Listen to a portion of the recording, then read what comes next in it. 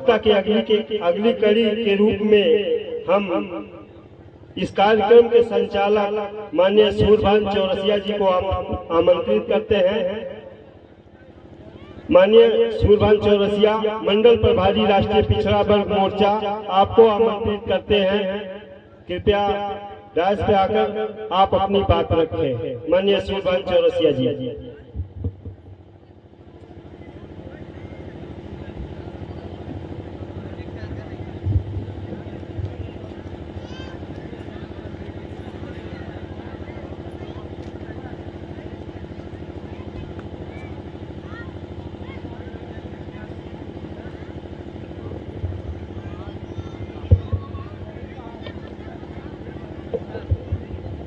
Hello साथियों, मंच पे आए हुए अतिथि को वंदन अभिनंदन है।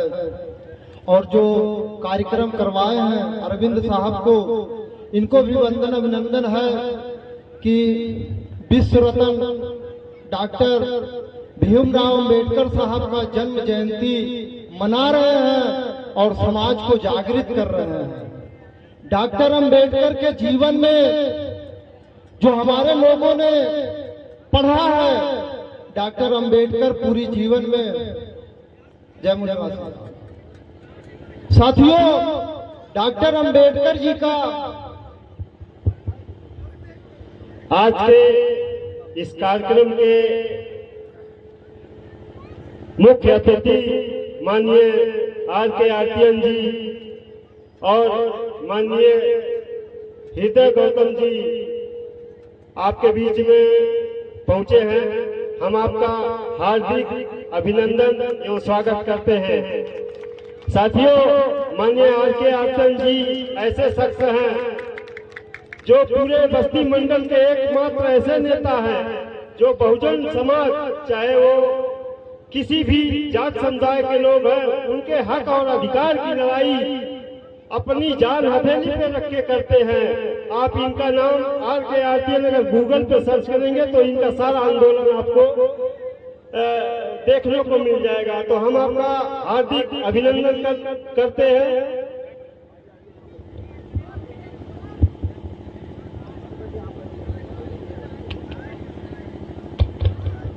साथियों, जो डॉक्टर बाबा साहब अम्बेडकर का योगदान है समाज में, स्त्रियों को बराबर का दर्जा मिलने का, पढ़ने का, DM SP कलेक्टर बनने का, महिलाओं को मान सम्मान से जीने का, पिछड़ों को SC ST जो हमारे आदिवासी भाई हैं और जो मुस्लिम भाई हैं, सारे लोगों को, जब तक संविधान जिंदा है तब तक आप जिंदा है। अगर संविधान नहीं रहेगा तो आपका दिन तो निकलेगा सूरज, लेकिन आपके हित में काम नहीं करेगा, आपको रोशनी नहीं देगा। आप सोचिए, जब संविधान लागू नहीं था तो हमारे लोगों को कमर पे झाड़ू और गले में मटका लटकाया गया था कि इनका जो पैर पड़ रहा है वो मिटता चला जाए, और जो गले में हाड़ी थी, ये जो थुकते हैं वो जमीन पे ना पड़े, नहीं तो हम अपवित्र हो जाएंगे। ऐसे विचारधारा को डॉक्टर अम्बेडकर ने हमको महान संविधान लिख करके दिए। संविधान में हमें सारा मौलिक अधिकार मिला, लेकिन आप लोग जो नौजवान हैं, अगर नौजवान लोगों ने डॉक्टर अम्बेडकर के कुर्बान हुए खून को, उनके जीवन परिचय को, अगर उनको पढ़ करके, अगर सड़क पे लड़ करके हिस्सा छीन नहीं लेंगे तो आने वाले समय में, जिस समय हमारे पुरखों के साथ 1800 ईस्वी में हुआ था, वही हाल आज भी होगा। आज हमारे मुस्लिम भाई को, बैकवर्ड को, SC भाई को, सारे लोगों को पीटा जा रहा है। मैंने वहां देखा, एक इटावा जिला में यादव जी थे, कथा कह रहे थे।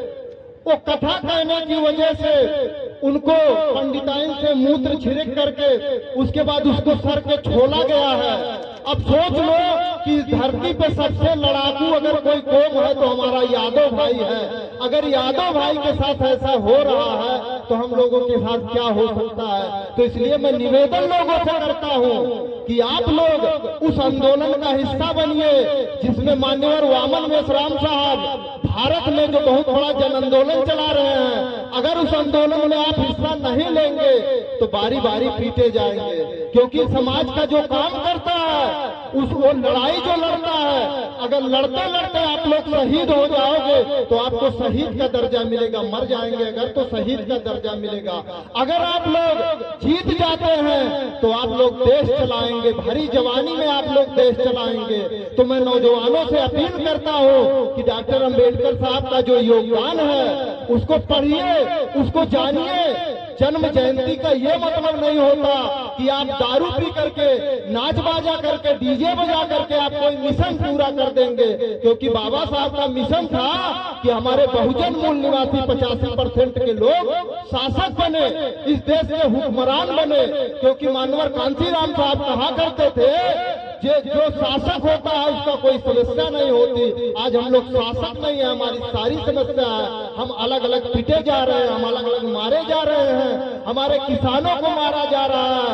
हमारे किसानों भाइयों का जो गेहूं है वो 2250 रुपए में बिकता है, बिस्लरी 1 लीटर 20 रुपए में बिकती है, नमक 1 किलो 30 रुपए में मिलता है। हमारा दुर्भाग्य है कि हमारा अधिकार जो हमें तय करने का अधिकार है कि MSP पे हम कितना बेचेंगे, हमें कितना लागत लगा है, हमारी उपज का मूल्य कितना मिलना चाहिए, ये वो लोग तय कर रहे हैं जो सरकार में बैठे हैं। हमारे लोग को पढ़ना चाहिए, नशा से दूर रहना चाहिए।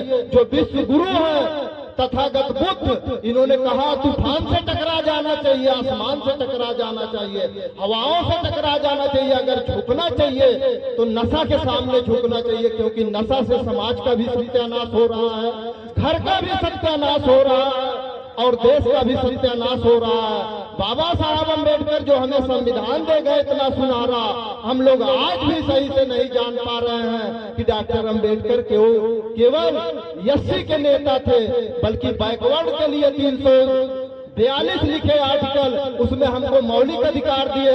हम 52% नहीं, हम 27% नहीं, हमारी गिनती नहीं हो रही है।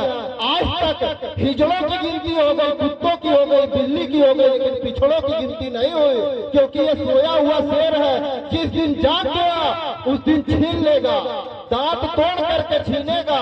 और हमारे लोग दिन प्रतिदिन जाग रहे हैं, क्योंकि जो मोहम्मद मेश्राम साहब का नेतृत्व चल रहा है वो दुश्मन तो समझ रहा है, क्योंकि दुश्मन समझ रहा है जिस दिन 85% के लोग आधे अगर 42.5 इकट्ठा हो जाते हैं तो हम लोग हुक्मरान बन जाएंगे। हमारे ऊपर जो अन्याय अत्याचार हो रहा है वो अन्याय अत्याचार नहीं हो पाएगा। समाज के महिलाओं को जो मौलिक अधिकार मिला है, आज हमारी किसी भी वर्ग की महिला है अगर वो किसी को पूजती है तो सबसे पहले डॉक्टर अंबेडकर को पूजना चाहिए, क्योंकि जहां पूजा करने जा रही है वहां जाने के लिए डॉक्टर अंबेडकर ने हिंदू कोड बिल लागू किया, सबको बराबर का दर्जा दिया कि अगर आज से कोई, जब पहले राजा होता था तो राजा के घर से रानी पैदा होती थी, राजा पैदा होती थी, लेकिन जब तक डॉक्टर बाबा साहब अम्बेडकर को मौका मिला संविधान में तो उन्होंने कहा कि लड़का जरूर रानी पैदा करेगी क्योंकि उसका मौलिक अधिकार है, लेकिन राजा और रानी नहीं पैदा करेंगे। राजा और रानी बैलेट बाग से पैदा होगा, लेकिन बैलेट बाग 1984-85 में जब कांसीराम साहब ने नारा लगाया कि वोट हमारा राज तुम्हारा नहीं चलेगा, तो कांग्रेस वालों ने मशीन लेकर के आया, उस मशीन से हमारे लोगों का जो वोट है वो 0 कर दिया जा रहा। हम चुन रहे हैं घोड़ा को, गधा को दे रहा है। हमारे जो सांसद और विधायक है हमारी बात को उठा नहीं रहे हैं, क्योंकि वो फांसी किए हुए हैं। आज भी हमारे जितने नेता हैं वो या तो उनके मुंह पे जाबा लगा हुआ है या तो फांसी किए हुए। हमारी एक भी मुद्दा संसद में नहीं उठाते हैं, अगर संसद में उठाते हैं तो सड़क पे नहीं उठाते हैं, अगर सड़क पे उठाते हैं तो संसद में नहीं उठाते हैं। तो इसलिए लोगों से मैं निवेदन कर रहा हूं कि लड़ाई के सिवा कोई मार्ग नहीं बचा है।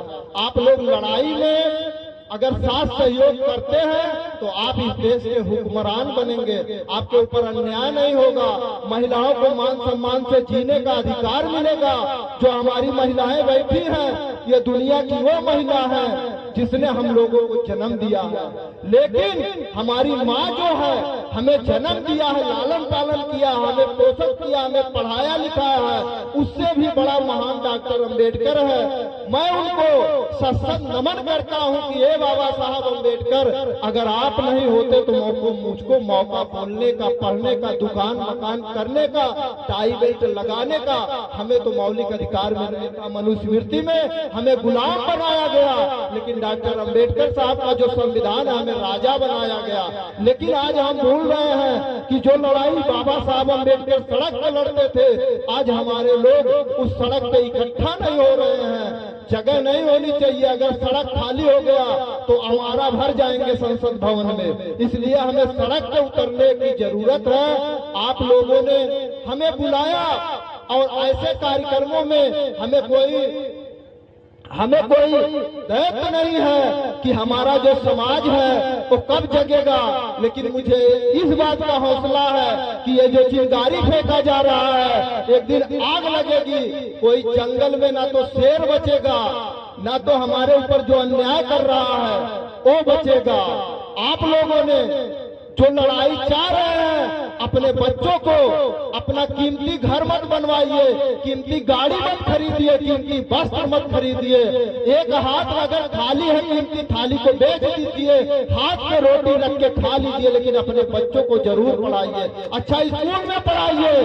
क्योंकि अगर किसी के घर का बच्चा बच्ची अगर वो डीएम बनती है, अगर एसपी बनती है, डॉक्टर, वैज्ञानिक, प्रोफेसर बनती है, पायलट बनती है, तो उसकी कई पीढ़ी सुधार देती है। तो इसलिए मैं निवेदन करता हूं कि लोगों को नशा से दूर रहना चाहिए। नशा मत करिए। अपने घर पे सारा जो बजट है उसका आधे से ज्यादा आधा से ज्यादा जो पैसा है अपने बच्चों के शिक्षा पे खर्चा करिए। क्योंकि शिक्षा वो शेरनी का दूध है जो पिएगा वो गुर्राएगा। लेकिन ये शिक्षा हमें नहीं पढ़ना है जो अंधविश्वासों की तरह पढ़ाया जा रहा है। हमें तथागत बुद्ध को पढ़ना चाहिए, हमें शिवदयाल चौरसिया को पढ़ना चाहिए, हमें ललई यादव को पढ़ना चाहिए, हमें भगत सिंह को पढ़ना चाहिए, हमें डॉक्टर अम्बेडकर को पढ़ना चाहिए, हमें कबीर को पढ़ना चाहिए। अगर आप ऐसी पढ़ाई नहीं पढ़ रहे हैं, महापुरुषों को नहीं जान रहे हैं, तो आप गलत सही का प्रयोग ही नहीं कर सकते। गलत सही का मान नहीं कर सकते हैं कि हम गलत दिशा में जा रहे हैं कि सही दिशा में जा रहे हैं। तो इसलिए साथियों, आप लोगों से निवेदन है कि आप लोग उस आंदोलन का हिस्सा बनिए जहां आपके हक अधिकार के लिए डॉक्टर अम्बेडकर ने कहा कि अपने हक अधिकार के लिए अपने नौजवानों को जान की बाजी लगा देना चाहिए। उन्होंने कहा मुझे पूजने की नहीं, मुझे पढ़ने की जरूरत है। अगर आप डॉक्टर अम्बेडकर को पढ़ते हैं तो आप जैसे वकील लोग पढ़ते हैं, वकालत करते हैं, उनसे पुलिस डरता है, वैसे आप संविधान को पढ़ेंगे तो आपसे एसपी डरेंगे, डीएम डरेंगे, पुलिस डरेंगे। क्योंकि जो पढ़ाई है वो बहुत अच्छा से होना चाहिए और डॉक्टर अम्बेडकर के विचार को अपने जीवन में अमल करना चाहिए। जयंती मनाने का मतलब होता है कि कई समाज के लोग इकट्ठा होते हैं और उनको वक्ताओं के द्वारा लोगों को बुला करके उनका विचार विमर्श किया जाता है, उनके उस स्पीच को अपने जीवन में उतारा जाता है और आप लोगों को बताया जाता है। तो आप लोगों से मैं बार बार निवेदन करता हूँ कि आप लोग अपने बच्चों को अच्छा शिक्षा दिलाएं, आप लोग सही का समर्थन करें, गलत का विरोध करें। आप लोगों ने मुझे बुलाया, कम समय दिया, आप लोगों का धन्यवाद, आभार, मुझे चुना। जय भीम, जय भारत, जय संविधान।